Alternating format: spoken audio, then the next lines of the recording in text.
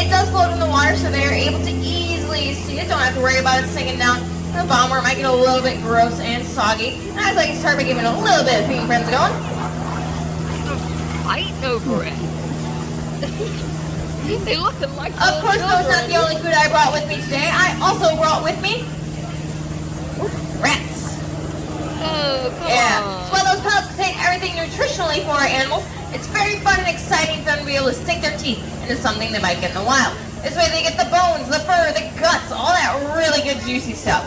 So go ahead and see if anyone is interested in this first rat. Hey, Scoop, do you want this one? Thank you. As you can tell, alligators can jump. They can jump roughly around 2/3 of their body length out of the water. Not like to see any of those really big jumps here today because it's a little bit of a shallower area of our lagoon. And they need a little bit more water depth to get a little bit more height on those jumps.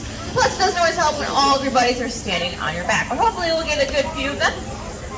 Just to give everyone a little bit of history about our park, though, we have been here for over 125 years, having been established in 1893. However, this is not our original location. We're actually located just across the street over by Anastasia State Park.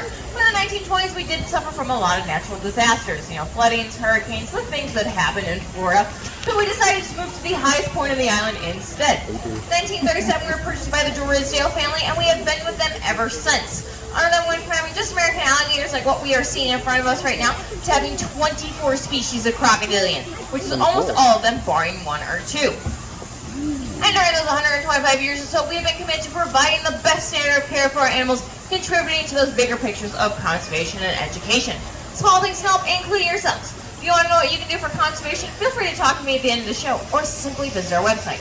There are a lot of really cool resources there that I highly recommend going and checking out. Going back to alligators, though, alligators are what we are going to call generalist carnivores, because they will generally eat anything as long as it is meat.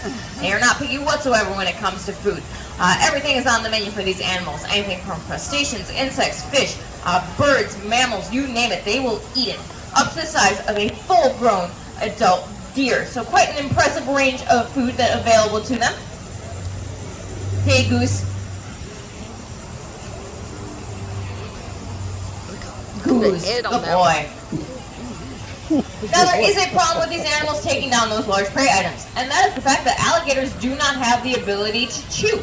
So their mouths only go up and down. They do not do that side-to-side grinding motion that you and I can do.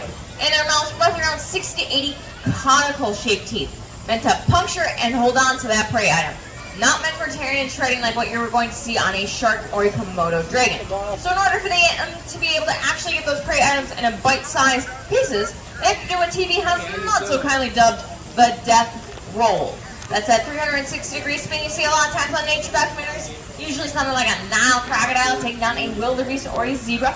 Believe it or not, that is not how these animals kill their prey. It's how they dismember their prey. No easy way of putting it, but it is their version of a fork and knife, allowing them to take down those much larger prey items. Go ahead and see. Hunter, do you want this one? Flounder, we can try. You gotta open your mouth though, buddy. Your name's not Flounder. Come on, Flounder. Oh, such a good try. Nice try, Flounder. That's okay. Someone else is going to be able to go and find that one.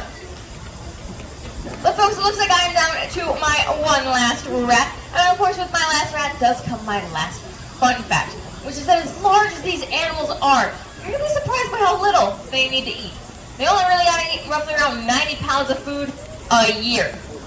So it's basically the equivalent of you or I eating one sandwich a week. That is it. The reason why they don't have to eat so much is because alligators are what we call ectotherms, or cold-blooded animals. It means that they do not have the ability to keep themselves warm like you and I can. So they have to rely on their environment and the sun to do that for them. That's why you see not a lot, some of our animals not even coming up today to the feeding platform, and even those that don't necessarily get to eat today will definitely get something a little later. And that's okay because they don't really need a whole lot anyways. But we're going to go ahead and feed out our last rat today. Stalker, you want this one? There you go, buddy. Well, folks, like I said, that was my last route. If you have any questions about what I was talking about, I'm going to be standing over here to answer those questions for you. Otherwise, our next show is going to be at 1 o'clock in our theater, that brown building right over there. We're going to be